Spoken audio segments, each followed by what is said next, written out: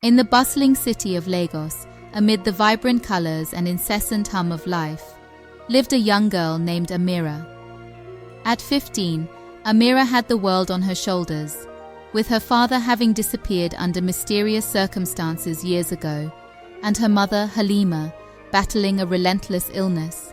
The responsibility of caring for her 7-year-old sister, Zainab, fell squarely on her slender shoulders. Yes, dear friends, let's subscribe to our channel and don't forget to like the video. This is important to us. We love you all, keep it up. Amira worked at the local market after school, selling hand-woven baskets and vibrant fabrics.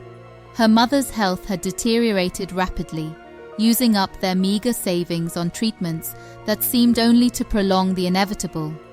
Despite the hardships, Amira found solace in her little sister's laughter and her mother's stories about their father, a man of great courage and kindness. One sweltering afternoon, as Amira navigated the crowded lanes of the market, a well-dressed man approached her stall. He introduced himself as Mr. Adekunle, a businessman interested in her unique fabrics. As they talked, Mr. Adekunle's gaze lingered on a particular piece of fabric, richly embroidered with traditional symbols. Amira explained that it was her father's design, one of the last pieces he worked on before he disappeared. Mr. Adekunle's interest was piqued, and he offered Amira a substantial sum for the fabric, enough to cover her mother's medical expenses for the foreseeable future. But something in his insistent tone and the haste of his offer made Amira hesitate. Her father had always said that this cloth had a special meaning, hinting at an untold story. That night, under the dim light of a single kerosene lamp, Amira told Halima about her encounter.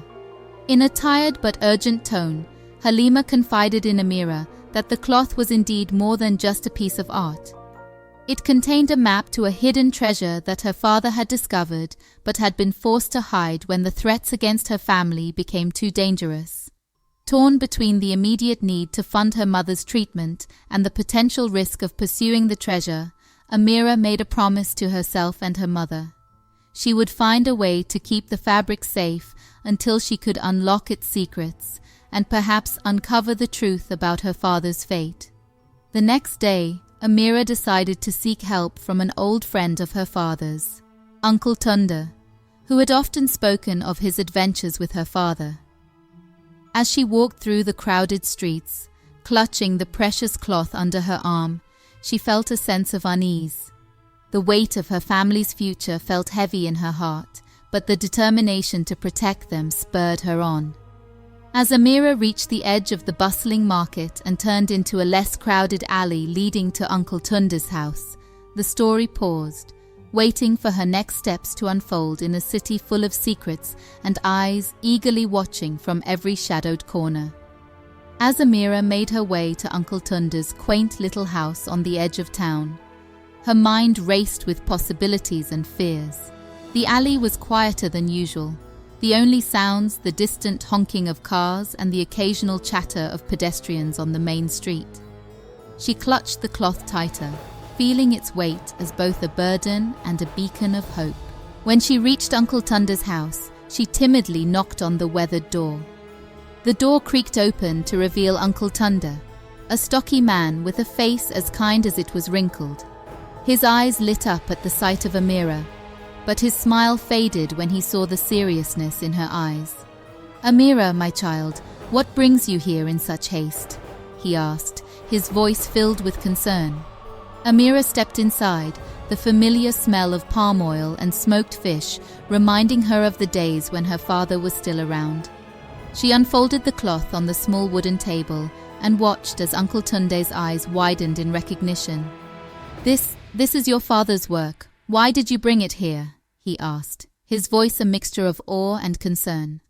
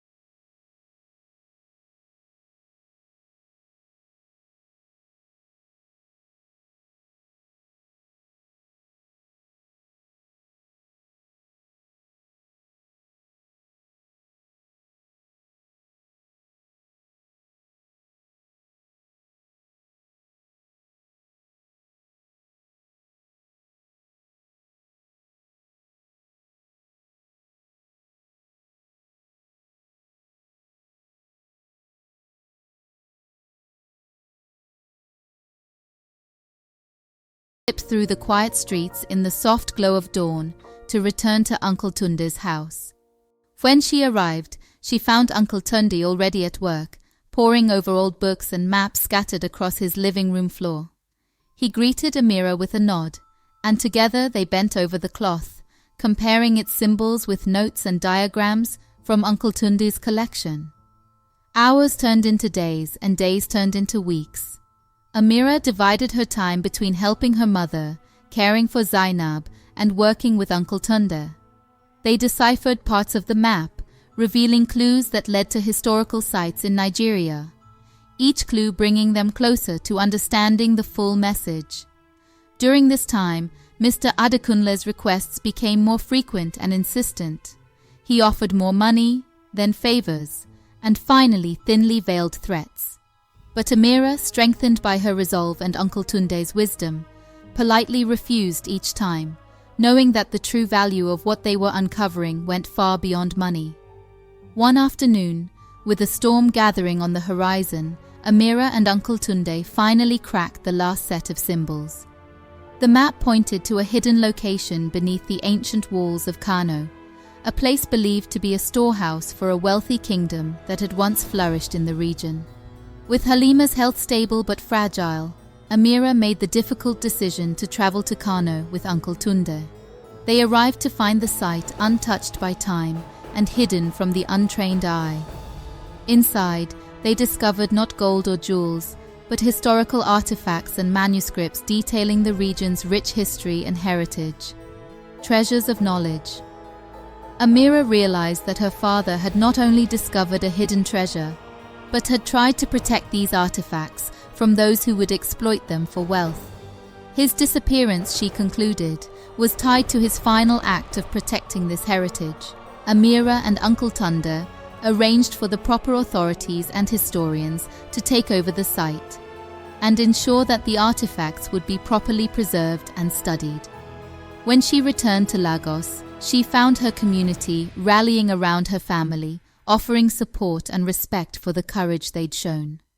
Halima's health gradually improved with better care, and Zainab flourished under the glow of her sister's bravery and success. Mr. Adekunle, realizing that the treasures were beyond his reach and now protected by law, ceased his pursuit. As Amira sat with her family and watched Zainab play, she reflected on her journey. She had sought wealth to save her mother, but instead found the richness of her heritage and the strength of her own character. Moral of the story: true treasure lies not in material wealth, but in our actions and the legacy we choose to protect and pass on. Courage, integrity, and the pursuit of knowledge are riches that never diminish in value. This is the end of our story. I hope you enjoyed it.